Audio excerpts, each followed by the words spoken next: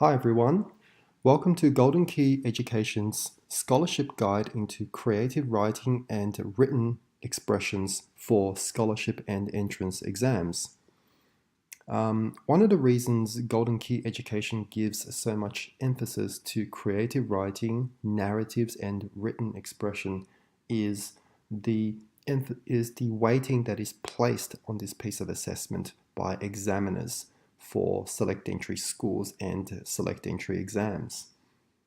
And I guess the reason for allocating such a large weight to the written component is because the written component gives the examiner an opportunity to evaluate the candidate based on a comprehensive set of their abilities rather than any particular individual ability. As an example, when we consider a piece of writing or the skills that are required to formulate that piece of writing, we're talking about a combination of skills such as reading comprehension, the ability to use proper grammar and punctuation, the ability to apply different levels and tiers of sentence structures that can vary in their degree of sophistication, the ability to generate original and novel ideas, and lastly but not leastly, the student's capability to take these ideas and formulate a narrative thread that is both consistent, coherent, and attractive. So without further ado, what we'll do is we'll have a look at an example of creative written expression that typically appears on these types of exams for entrance into Year 7 scholarships. Okay. So here's an example of a creative expression. In this case, all we're provided is a piece of visual image and some very basic instructions to go with. So in this particular case, the student can do anything they like with the image. They may choose to produce a creative piece, or otherwise they may choose to go down the expository route where they produce a piece that's more descriptive. But in any case, the field is open for the student to choose whatever it is that they're comfortable with. Now, there are a myriad of techniques we can apply, some very simple and basic techniques that are available to us to try and generate some sense of order in how we pluck out the elements of the image in front of us and use that as the genesis for creating ideas that are interesting, and then finding a way to organize them so that it would become easy for us to write. We'll look at some of these techniques, but firstly, please take an opportunity to observe and consider the image in front of you. Pause the video if you need to, and then continue the video when you are ready.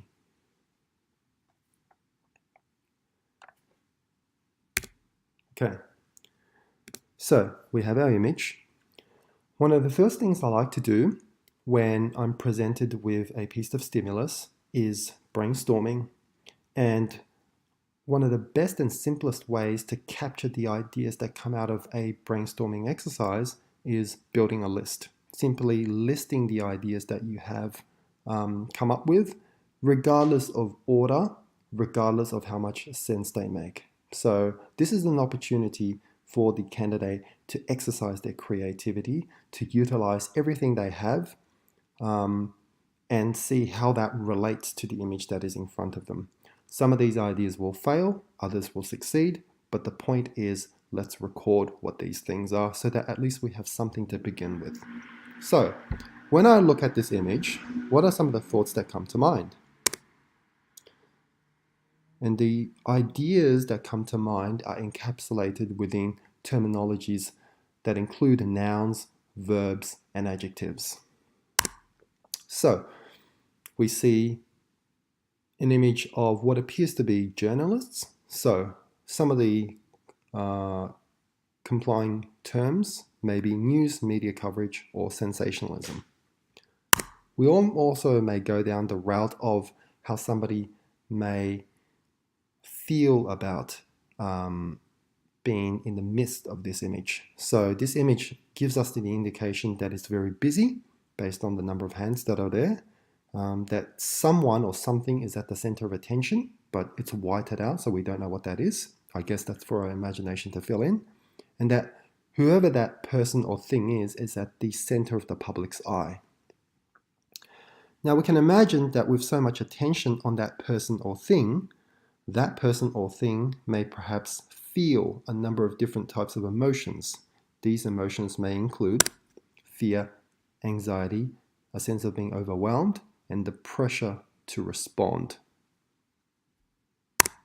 Other ideas include things like journalism, the fact that there's a story arc here, which is why all the journalists are interested and they're chasing the story and they're trying to follow the story.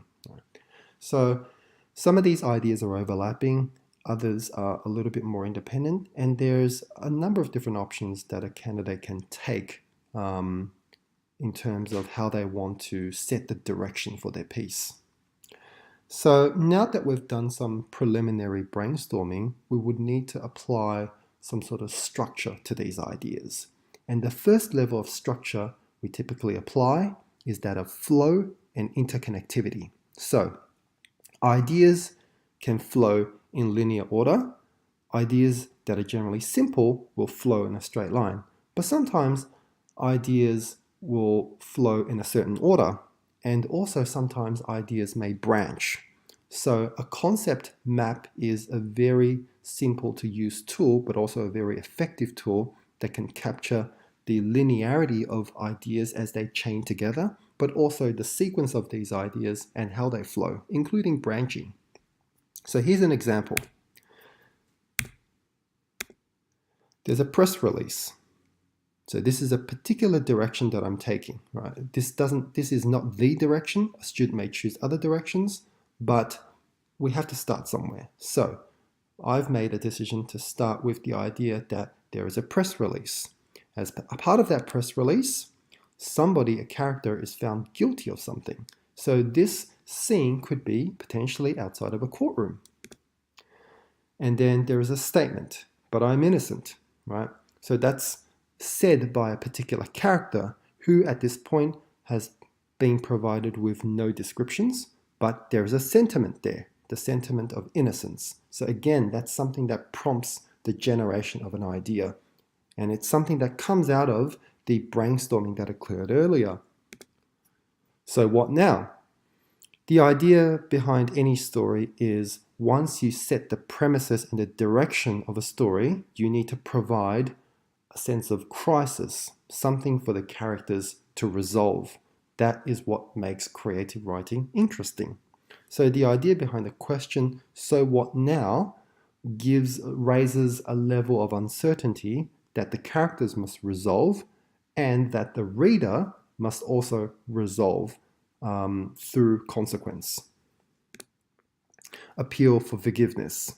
So here I've added a very quick resolution, right? So obviously there's a press release, someone's found guilty, they believe that they're innocent, but they're found guilty nonetheless. So what do they do now? They seek a resolution to the crisis or the conflict, they appeal for forgiveness. Now the actual details around these ideas are still sketchy, but at least what we have in front of us is the skeleton or the backbone of a story or a plot sequence that we can apply towards generating the actual details for the story.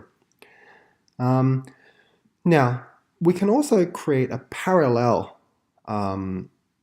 perspective that complements the one that we see before us, right? So we can always go back to the press release point of origination and think about what other series or sequences of storylines we can come up with. So another idea is there's a press release where outside of a courtroom, some sort of a case is going on and people have been lied to, right? So that sets a direction and it sets the pretext for generating a crisis. So the crisis is there are many children who are sick and in hospital, right? So somebody has been found guilty, someone needs to take ownership and responsibility for what has happened. They trusted us to do the right thing. Again, a statement that doesn't necessarily have a concrete foundation. You can take that statement and literally go in any number of directions with it, right? So it's deliberate in its ambiguity so as to allow the student flexibility in how they want to take the story. But that is a link or an extension of the crisis that we've created, which is many children are sick and they're in hospital. So how do we resolve this? We failed them. So again, another statement that isn't the resolution itself, but hints at a potential resolution. And that resolution could be, well, we failed them. We have to take responsibility for what has happened. So the concept mapping that we've seen here isn't the story itself, far from it. However, it provides a backbone which could guide us in how we generate the specific details around the plot line. It is the skeleton of the plot line that the student will need to generate into a fully developed narrative. So, proposed narrative development. How do we squeeze a story out of this, right? We've done our brainstorming, we've done our concept mapping, we have some idea, at least at an abstract level, of how the chain of events or the sequence of events should unfold. The following is a guide only. Again, students can take any number of directions. Anyone can look at this concept mapping and they can apply their own perspective to generate the details that fit their worldview or fit their perspective. So the following details that I'm going to allude to are simply details from my perspective or my interpretation of the concept map that I've built. So here's a character. The character's name is Clive Evergreen. Here's a 5th generation family business owner. Right. So the idea here is I wanted to have a character who's definitive and concrete. So I've given him a name, Clive Evergreen. And I wanted to make sure that this person is socially engaged and he's socially connected. He's not a lone beacon standing somewhere. He's actually part of an integrated network, a social network. So I've made him a family business owner, and there's lineage and heritage there as well, right? It's a 5th generation family business owner. So there's a bit of history there. And again, the story arc, the details of that in the story arc allows it to be enriched. Clive is a pillar of the community with principles founded on good old-fashioned family values. So he's someone who has standing in the community or other people in the community respect him, and the family has really good standing. So there's a lot of goodwill around Clive. One of the factories was found to have released toxic chemicals into the local water supply. That is our crisis point. So by introducing Clive, his background, the family business, their standing within the community, we've set a direction. Right? And that direction is to build Clive up. And the idea of this crisis here with the release of toxic chemicals is to deconstruct him or to break him down. And that is the crisis that Clive must overcome, right? And that is really the part of the narrative that seeks to make the story interesting. Clive is found guilty. He is ultimately responsible for the actions of his company and employees, right? And now, so because Clive is found guilty, the fact that he's found guilty is an outcome. And so that moves the story towards a sense of resolution. Again, it's not the resolution itself, but it's signposting. It's suggesting to the reader that we want to move towards that direction, right?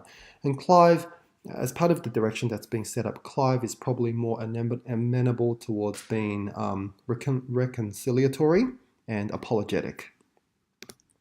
Clive accepts his fate and addresses the media awaiting outside for his statement. And so this is now the connection between our story and the stimulus that's given, right? So there's this picture of journalists, media, all of their attention and energy directed towards the center point. That's where Clive needs to sit, right? So that's the gap in the image that we've filled in by putting a name, a person, a context as our focal point. The damage cannot be undone, however, the town must find a way to heal, forgive, and move on. And so here, this is solicitation for the candidate to add more details as to how Clive does that. How does he address the media, the press? How does he apologize to the community? And how would the community respond? It's also an opportunity for the student to introduce dialogue. Dialogue, which is speech between individuals and between characters, help generate an additional layer of dynamic that adds color and invigoration to the piece. Clive's remorse is his redemption. That is the closure point. So he feels sorry, he wants to be forgiven, he wants to do what he can to rectify the wrong. Right? So it's got a bit of a happy ending to it, or rather a bittersweet ending. So let's talk about structure. In terms of writing a story, any story in its simplest form has three components. An orientation which sets the direction of the story. Right? And so that's the first two comments in green, which talks about Clive as being a fifth generation family business owner and a pillar of the community. A story needs to have complication, which creates the crisis event. And in our case, it's one of his factories having released toxic chemicals into the local water supply. And finally, a story in its simplest and elemental form needs to have a resolution, which provides closure, which in our case is Clive owning up to what his company has done and then apologizing to the community, the details of which we're going to leave to the candidate. Now, some students in the past have attempted open endings, and the idea behind an open ending is you leave it to the reader to decide what happens. This is a more risky proposition, especially for a writing task on these scholarship exams that are typically 20 to 30 minutes in length. It takes a higher level of skill to write an engaging narrative with an open ending and to do so in a way that's not confusing. So it takes a little bit more practice, but generally a more conservative and less risky approach is to close out with a more definitive ending. But hopefully you guys have gotten some value out of this video in terms of how to create structure around your creative writing piece and how to organize, develop, and synthesize your ideas in a manner that is that has structure to it and that is more organized than simply looking at an image and rushing into writing the piece.